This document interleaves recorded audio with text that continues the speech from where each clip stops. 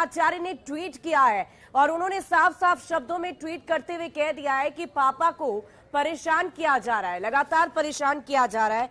अगर उन्हें कुछ हुआ तो मैं किसी को नहीं छोड़ूंगी। पापा को तंग कर रहे हैं, ये ठीक बात नहीं है। ये सब कुछ याद रखा जाएगा। समय बलवान होता है, उसमें बड़ी ताकत होती है, ये याद रखना होगा। तो रोहिणी आचार्य ने ट्वीट किया है और साफ साफ शब्दों में कह दिया है कि अगर पापा को कुछ भी हुआ, किसी भी तरह की दिक्कत होती है, परेशानी होती है, तो मैं किसी को नहीं छोड़ूंगी।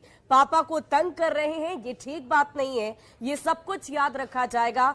समय बलवान होता है, उसमें बड़ी ताकत होती है, यह याद रखना होगा। तो रोहिणी आचार्य अपने पापा को लेकर, लगातार अपने भाइयों को लेकर वो ट्वीट करती रहती हैं। और आज जब लालू प्रसाद यादव से सीबीआई लगातार पूछताछ कर रही है, घंटों उनके सामने सवाल जवाब किए जाएंगे, सवाल दागे जाएंगे, ऐसे में रोहिणी आचार्य ने साफ साफ कह दिया कि अगर पापा को इस तरह की परेशानी से किसी भी तरह की दिक्कत आती है तो मैं किसी को भी नहीं छोड़ूंगी। और रोहिणी आचार्य ने ट्वीट करते हुए सब कुछ लिख दिया है कि समय में बहुत ताकत होती है, समय बलवान होता है और ये सबको याद रखना होगा। ये परेशान लगातार करने की कोशिश की जा रही है और इसी कड़ी में रोहिणी आचार्य ने अपने ट्विटर हैंडल से साफ साफ शब्दों में लिख दिया है कि पापा को परेशान ना करें, अगर उन्हें कुछ भी हुआ तो मैं किसी को नहीं छोड़ूंगी।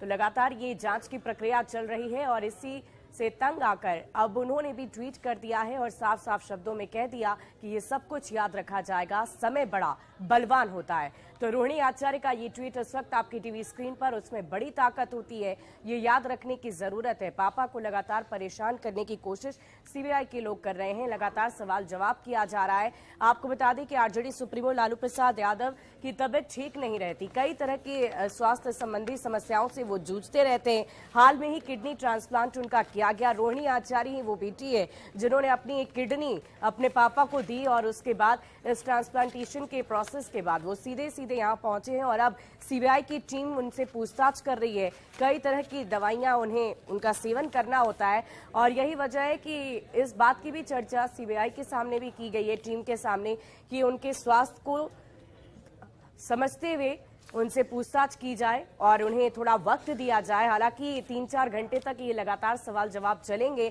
और कई जांच प्रक्रिया आगे बढ़ने के बाद आगे जो कुछ भी कार्रवाई होनी है वो की जाएगी। इससे पहले भी इस संबंध में कई दफा सवाल जवाब हो चुके हैं और आज एक बार फिर से आरजेडी सुप्रीमो लालू प्रसाद यादव से बातचीत की जाएगी, सवाल जवाब किए जाएंगे। और इसी कड़ी में रोहिणी आचार्य का ये ट्वीट सामने आया है कि पापा को लगातार परेशान किया जा रहा है।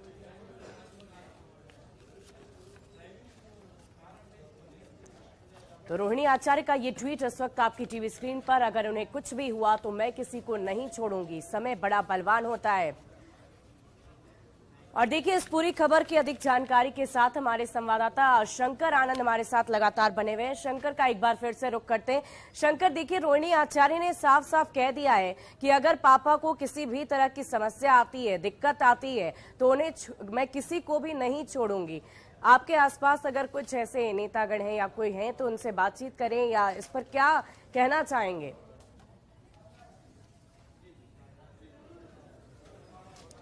देखिए तकरीबन 28 मिनट पहले लालू प्रसाद यादव की जो बेटी है रोहिणी आचार्य ने इस मामले में ट्वीट करते कहा कि अगर मेरे पापा को कुछ हुआ तो दिल्ली की कुर्सी हिला के रख देंगे। तो ये जो ट्वीट है रोहिणी आचार्य का है और रोहिणी आचार्य ने जिससे बकायदा ये लिखा है कि पापा को ये लोग तंग कर रहे हैं, अगर उन्हें तंग करने के कारण जरा से भी परेशानी हुई तो दिल्ली की कुर्सी हिला देंगे।